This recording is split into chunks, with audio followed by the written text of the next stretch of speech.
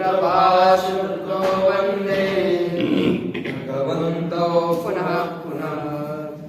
ईश्वरो गुरुरात्मेति मूर्तिभेदविभागिने व्योमव्याप्तदेहाय दक्षिणामूर्तये नमः। ॐ शान्ति शान्ति शान्तिः। ॐ सहनावतु सहनौ भुनक्तु सह वीर्यं करवावहै तेजस्विनावधीतमस्तु मा विद्विषावहै। ॐ शान्ति शान्ति शान्तिः। श्री भगवान पंडरीश परमात्मा श्री हरिगुरु शंकराचार्य श्री ज्ञानवराय जगद्गुरु तुकाराम महाराज इत्यादि सब संतों के अलौकिक आयतों की इसी कृपा से हम कठोपनिषद के अंतिम द्वितीय अध्याय के अंतिम वल्ली का विचार कर रहे हैं। कल 5वें मंत्र में यह जो आत्म तत्व है उस आत्म तत्व का साक्षात्कार किस स्थान पर किस तरह से होता है। 2 स्थानों में, एक यहलोक और दूसरा ब्रह्मलोक, इन 2 स्थानों में आत्म तत्व का साक्षात्कार होने की संभावनाएं अधिक है, क्योंकि उन स्थानों में एक जगह पर दर्पण में पड़े हुए प्रतिबिंबों की तरह भान होता है, वह यह लोग है। और छाया और आतप में जितना स्पष्ट भेद ज्ञान होता है उसी तरह आत्मा और अनात्मा के भेद का ज्ञान ब्रह्मलोक में होता है। लेकिन ऐसा ब्रह्मलोक प्राप्त करने के लिए कठिन होने के कारण साधक को इसी लोक में, इसी जन्म में आत्मा के प्राप्ति के लिए प्रयास करना चाहिए। ये भगवत भाष्यकार जी का कथन था। अब आगे कहते कथम असवबोधव्यहम किं वा तद अवबोधे प्रयोजनम। ये शंका हो गई कि असव आत्मा, वह आत्मा कथम बोधव्य, किस तरह से जानना चाहिए, किस तरह जानने योग्य है। और तद अवबोधे किं वा प्रयोजनम, उसके ज्ञान में क्या प्रयोजन है, उसका प्रयोजन क्या है और उसको कैसे जानना चाहिए। यह दोनों तरह की एक जानने के साधन विषयक, इति कर्तव्यता विषयक और उसके फल विषयक प्रश्न किया गया। उसका उत्तर यहाँ पर दे रहे हैं। इंद्रियाणां पृथग्भाव मुदयास्तमयोचयत् पृथगुत्पद्यमानानां मत्वा धीरो न शोचति। कहते हैं कि इंद्रियाणां पृथग उत्पद्यमानानां पृथक भावम उदयास्तमय उचयत्।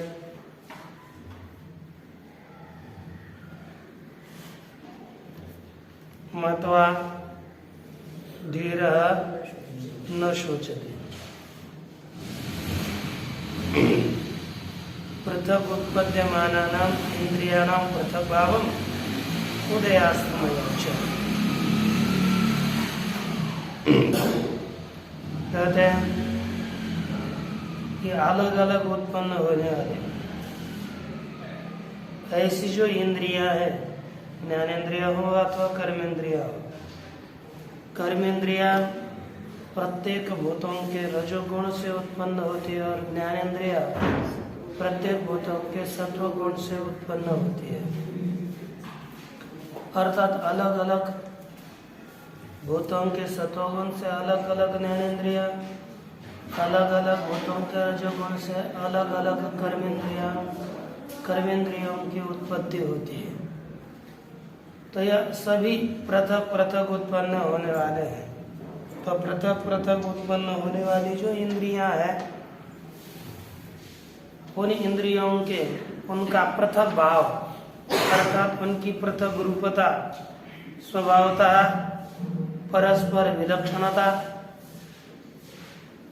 उदयास्तमयोच और उन्हीं इंद्रियों के उदय और अस्त, ये इंद्रिया परस्पर उदय को अस्त को भी प्राप्त हो जाती है। उनकी उत्पत्ति प्रलय, इनको जानने वाला जो मनुष्य है वह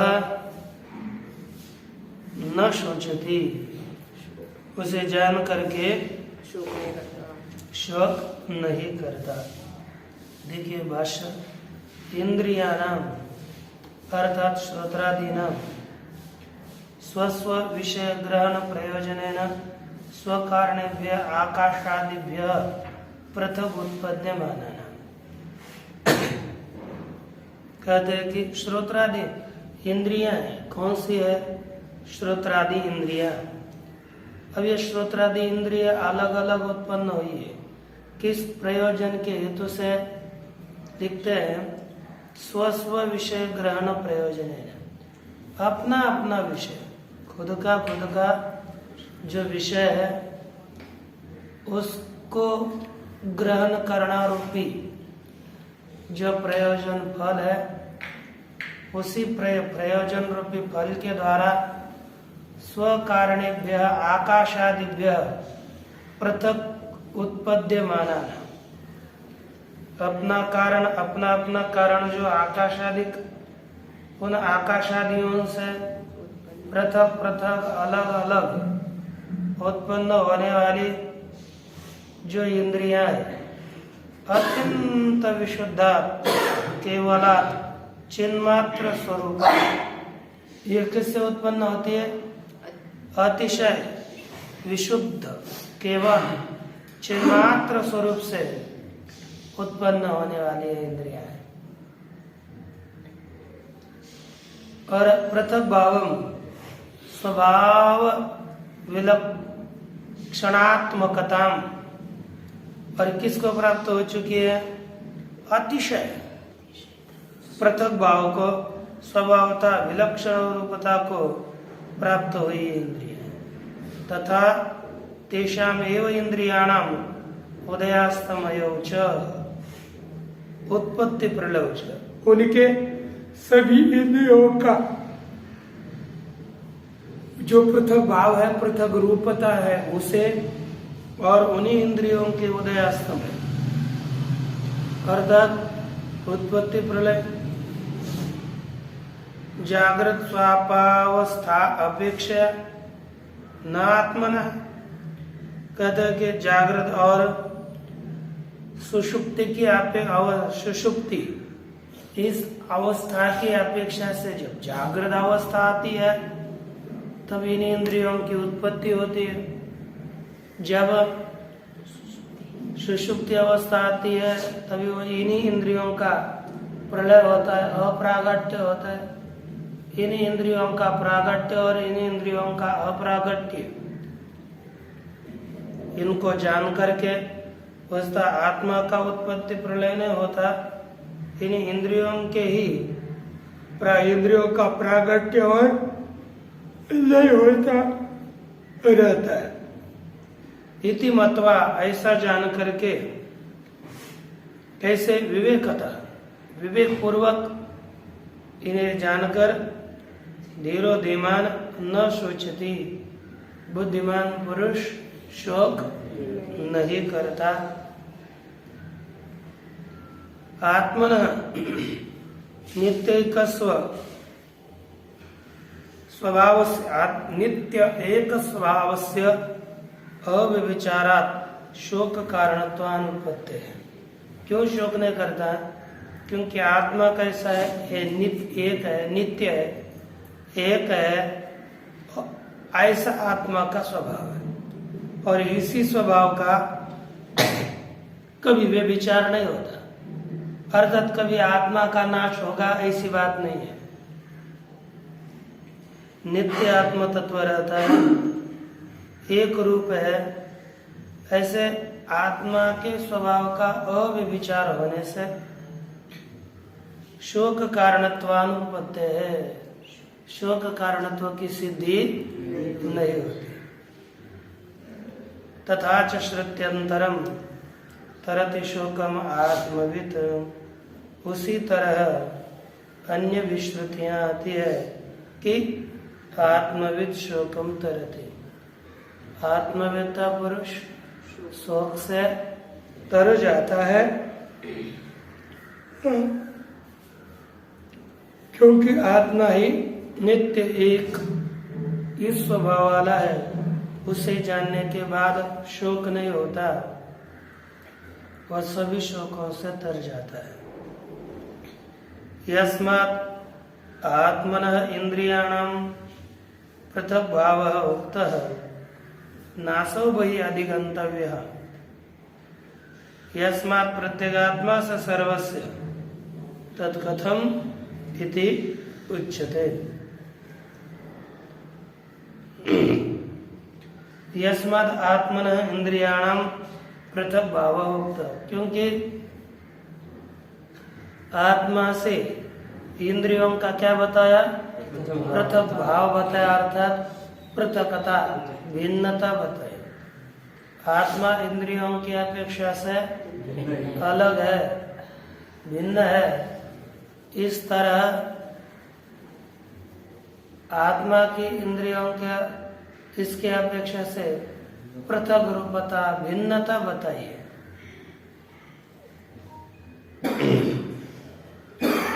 नासो कोई अधिगंतव्य है, ये आत्म तत्व बाहर जानने का विषय, जैसे हम बाहर के घट पट मठ इत्यादि अनेकों पदार्थों को जानते हैं, उसी तरह से आत्मा है बाहर बहिर अवगंतव्य, बाहर ज्ञान का विषय नहीं है। फिर क्योंकि प्रत्यगात्मा से सर्वस्य, वह तो सबका प्रत्येक आत्मा है, इसलिए बहिराधिगंतव्य बहिर्ज्ञातव्य वह आत्म तत्व नहीं है, आंतर ज्ञातव्य है, आंतरिक ज्ञान का विषय आत्मा है, बहिर्ज्ञान का वह विषय नहीं।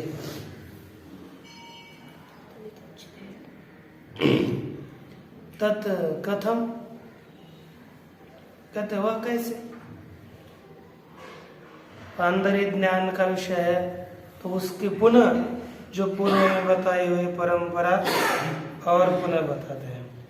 इंद्रियभ्य परम मनो, इंद्रियभ्यः परं मनो, मनसा सत्वमुत्तमं, मनसा सत्त्वमुत्तमं, सत्त्वादधि महानात्मा, सत्त्वादधि महानात्मा, महतो व्यक्तमुत्तमं, महतो व्यक्तमुत्तमम्, अव्यक्तात् परपुरुषः, अव्यक्तात् परपुरुषो, व्यापको लिंग एव च, व्यापको लिंग एव च, यं ज्ञात्वा मुच्यते जन्तु, यं ज्ञात्वा मुच्यते जन्तुः, अमृतत्वं च गच्छति, अमृतत्वं च गच्छति। इंद्रियेभ्यः परम मनः, इंद्रियों की अपेक्षा से मन पर है, श्रेष्ठ है।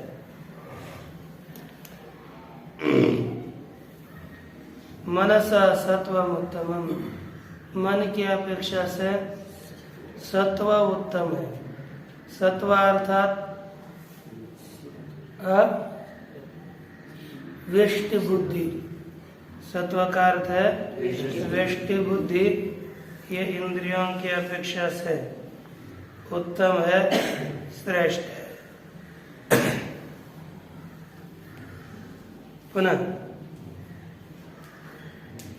सत्वादि महान आत्मा, सत्व से महान आत्मा अर्थात महत्त्व ये श्रेष्ठ है।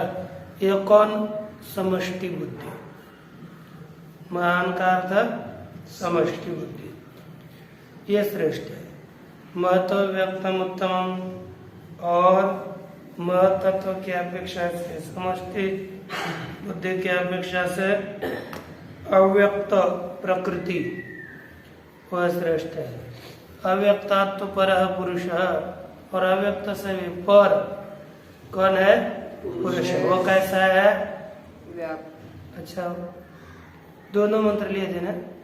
हम उससे व्यापक कौन हो गया? यह पुरुष व्यापक है। अलिंग एवच, और अलिंग है, उसके लिए कोई भी हेतु नहीं रहता, वह किसी अनुमान का विषय नहीं होता। यम ज्ञात्वा यम ज्ञात्वा जंतु मुच्यते, जिस अलिंग रूपी परमात्मा को जान करके जीव मुक्त होता है और अमृतत्वम च गच्छति, अमृतत्व को प्राप्त होता है। इस तरह यह आत्म तत्व बाहर ज्ञातव्य नहीं है, यह अंतर ज्ञातव्य है, अतिशय सूक्ष्म है। भाष्य इंद्रियेभ्यः परम मनः इत्यादि, यह प्रतीक अर्थानाम यह इंद्रिय समान जातीयत्वात् इंद्रिय ग्रहणेन ग्रहणम्। पूर्व में इंद्रियेभ्यः परा अर्थेभ्यश्च परम मनः, इस तरह से क्रम बताया था। तो यहाँ पर ऐसा न कह करके इंद्रियेभ्यः परम मनः साक्षात कहा, तो यहाँ पर अर्थ को क्यों छोड़ा? कहते हैं अर्थ का छोड़ने का यह तात्पर्य है कि इंद्रियों के ग्रहण से ही विषयों का भी ग्रहण कर लिया, अलग उनका कथन नहीं हुआ। अर्थानाम यह इंद्रिय समान जाती है, तो विषय यहाँ पर इंद्रिय समान जाति वाले होने से इंद्रिय ग्रहणेन एव ग्रहणम, इंद्रियों के ग्रहण से ही उनके विषयों का भी ग्रहण किया गया है। और बाकी सभी अर्थ पूर्व मंत्र में किए हुए अर्थ की तरह उससे श्रेष्ठ है, व्यापक है, कारण है। सत्व शब्दात् बुद्धिरिह उच्यते, सत्व शब्द से यहाँ पर बुद्धि ग्रहण की जाती है। देखा, सत्वम उत्तमम, सत्व शब्द से बुद्धि का ग्रहण, और महतत्व से समष्टि बुद्धि का। अव्यक्तात्व परः पुरुषो, अव्यक्त से पुरुष कैसा है? पर है, श्रेष्ठ है, उनका कारण है। और कैसा है? व्यापक। पुरुष कैसा है? व्यापक है। अब यहाँ पर देखो, परमात्मा हो गया व्यापक, तो आकाश आदि क्या हो जाएंगे? व्याप्त, लोग संकुचित हो जाएंगे। व्यापक से भी आकाश आदि है सर्वस्य कारणात्वात्, परमात्मा को सभी की अपेक्षा से व्यापक क्यों बताया? कहते व्यापक जो आकाश आदि है उनका सभी का यह कारण होने से यह आत्म तत्व निरपेक्ष व्यापक बताया, सापेक्ष नहीं, इसकी निरपेक्ष व्यापकता है। अलिंग, और कैसा है? लिंग रहित है, यह सलिंग नहीं है, अलिंग है। इसलिए कहा है लिंगते गमे गम्यते तत्लिंगम बुद्ध्यादि। लिंगते अर्थात गम्यते, जाना जाता है ना, जिसका जो लिंगित है गम्य जो जाना जाए, जो जिसके द्वारा हम जानते हैं उसे लिंग। जैसे पर्वत में अग्नि है लेकिन नहीं दिख रही, ऊपर धूम दिख रहा है, तो धूम के द्वारा अग्नि को हम जानते हैं, इसलिए धूम को कहते लिंग हेतु। ये परमात्मा का, इस परमात्मा को अन्य किसी भी लिंग के द्वारा नहीं जाना जाता, ये परमात्मा अलिंग है।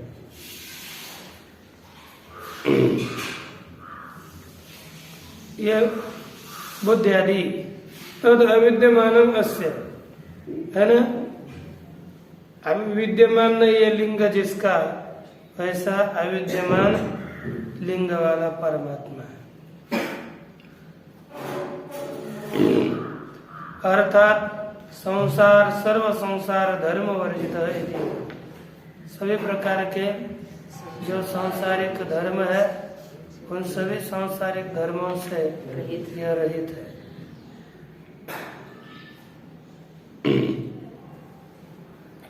यम ज्ञात्वा आचार्यतः शास्त्रतश्च मुच्यते जंतु, जिसे जानकर फिर आचार्य से जान लो और शास्त्र से, आचार्य के उपदेश से और शास्त्र के उपदेश से इसी आत्म तत्व को जान करके जंतु मुच्यते, कहते अविद्यादि हृदय ग्रंथि वीर जीवन एवं पतिते शरीर,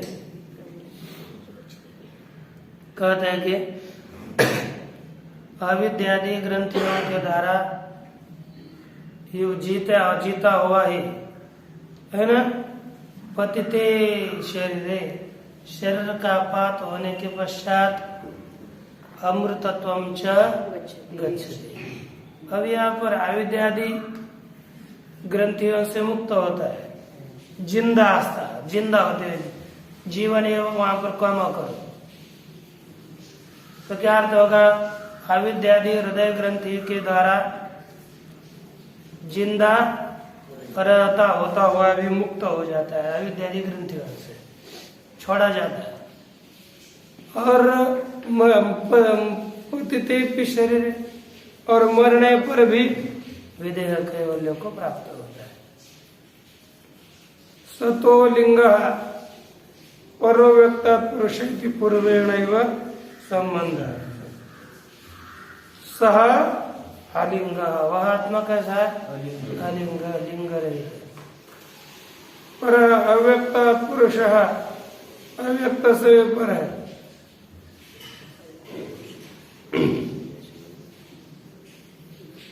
इस तरह से यह अव्यक्त स्वलिंग परमात्मा अव्यक्त से पर पुरुष है इत्यादि अन्वय पूर्व की तरह ही करना है।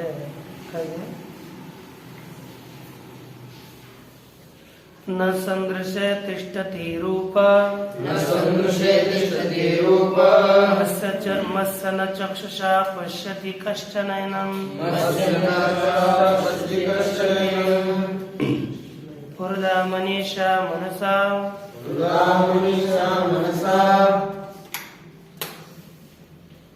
विक्लुप्तो य एतद् विदुरमृतास्ते भवन्ति,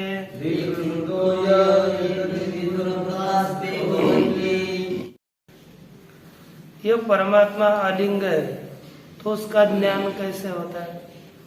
ज्ञान तो अपेक्षित सबको है परमात्मा का, तो उसका ज्ञान कैसे होगा? उसका कथन कर रहे हैं, कहते हैं कि अस्य रूपम संदृशेन तिष्ठति, इस परमात्मा का रूप संदृशेन तिष्ठति अर्थात ज्ञान के विषय रूप से स्थित नहीं होता है। अतो न चक्षुषा पश्यति कश्चन एनम, कश्चन एनम चक्षुषा न पश्यति, कोई भी इसको चक्षु से नहीं दिखता, क्योंकि इसका रूप चक्षु के आगे उपस्थित होता ही नहीं है, तो इसका चक्षु के द्वारा दर्शन कौन करेगा?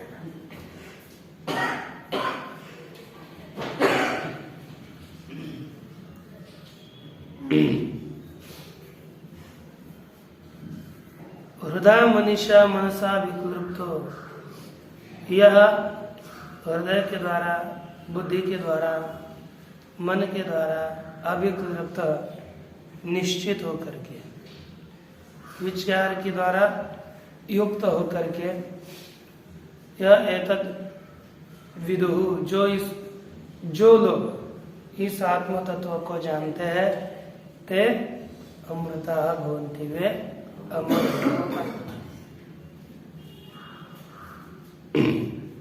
भाष्य न संदृशे, संदृश अर्थात सम्यक दर्शन विषय, यथार्थ ज्ञान के विषय में या इस आत्म तत्व का रूप स्थित नहीं होता। न तिष्ठति प्रत्यगात्मनो अस्य रूपम, अतो न चक्षुषा शरेन्द्रियेण, सभी इंद्रियों के द्वारा, चक्षु के द्वारा अर्थात किसी भी इंद्रियों के द्वारा इस आत्म तत्व के रूप को नहीं जानता। चक्षु ग्रहण से उपलक्षणार्थत्वात्, यहाँ पर सभी इंद्रियों के विषय को भी यहाँ पर तत्त का ग्रहण करना है, क्योंकि चक्षु सभी इंद्रियों का उपलक्षण है।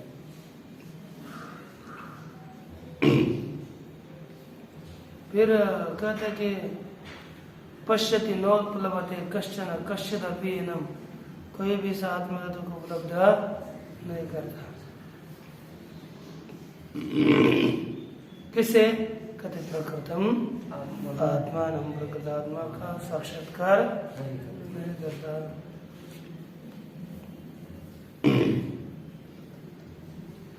कथम तरी तम पश्येदिति, कहते फिर उसको देखे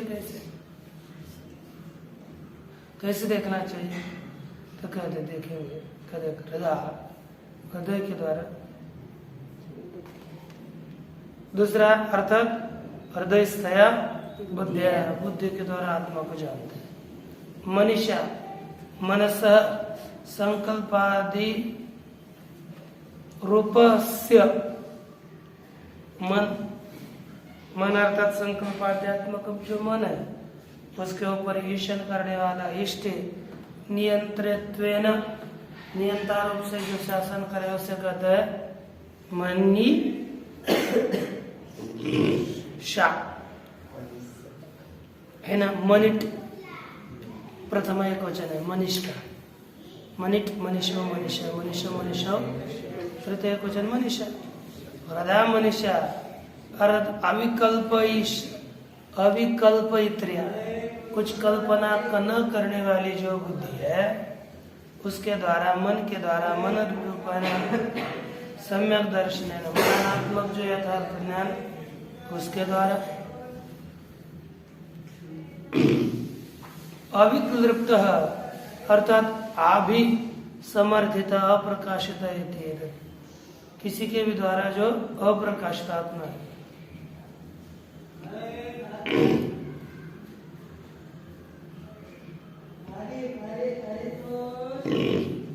आत्मा ज्ञातुम शक्यते इति वाक्य शेष, लेकिन आत्मा को जाना तो जा सकता है इंद्रियों के द्वारा।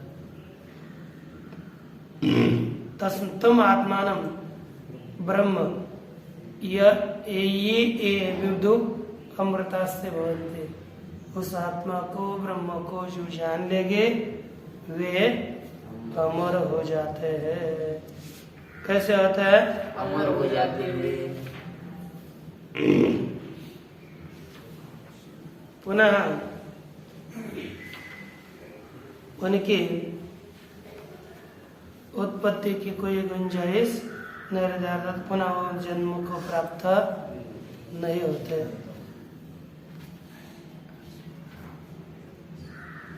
समय हृन्मनिट कथम प्राप्यते इति तदर्थ योग उच्यते। वह हृदय में रहने वाली जो बुद्धि है वह कथम कैसे प्राप्त की जाती है, क्योंकि ऐसी तो बुद्धि हमको प्राप्त करनी चाहिए, तभी जान करके हम अमृत हो जाएंगे। तो उसके लिए योग बताया जा रहा है। यदा पंचावतिष्ठन्ते ज्ञानानि मनसा सह बुद्धिश्च न विचेष्टति तामाहुः परमां गतिम्। अन्वय यदा मनसा स पंच ज्ञानानि अवतिष्ठते तिष्ठन्ते बुद्धिश्च न विचेष्टति ताम परमं गतिम आहुः।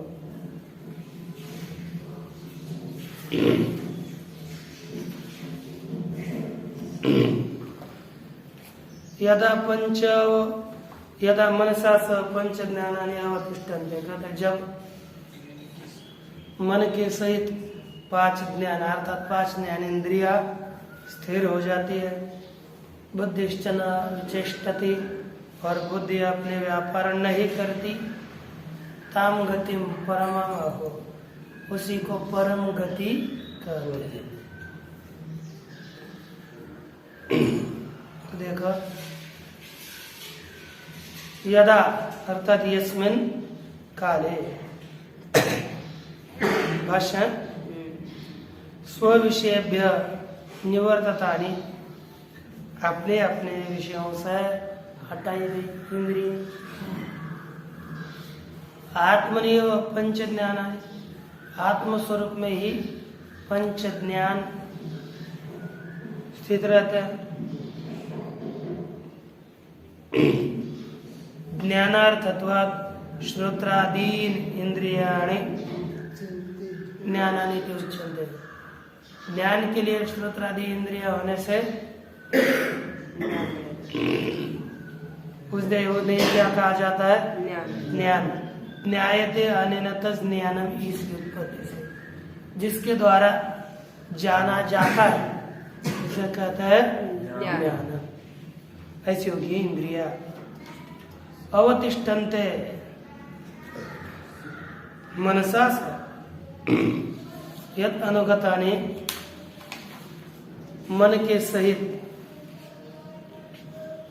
वे इंद्रियां संकल्प विकल्प आदि व्यावृत्तेन अंतकरण से संकल्प विकल्प की व्यावृत्त्यात्मक जो अंतकरण है उसके सहित ये क्या कर लेते हैं? ये सब इंद्रियां स्थिर हो जाती है। बुद्धिश्च न विचेष्टति, और बुद्धि विचलित नहीं होती। स्व व्यापारेषु न विचेष्टति, अपने व्यापार में चेष्टा नहीं करती, व्यापार नहीं करते। तामाहुः परमां गतिम्, उसी को क्या कौन सी गति कहते हैं? परम उत्कृष्ट गति कहते हैं। और बाकी अब 9 मंत्र बाकी है, उनका विचार कल परसों करेंगे। ओम पूर्णमदः पूर्णात् पूर्णमुदच्यते पूर्णस्य पूर्णमादाय पूर्णमेवावशिष्यते।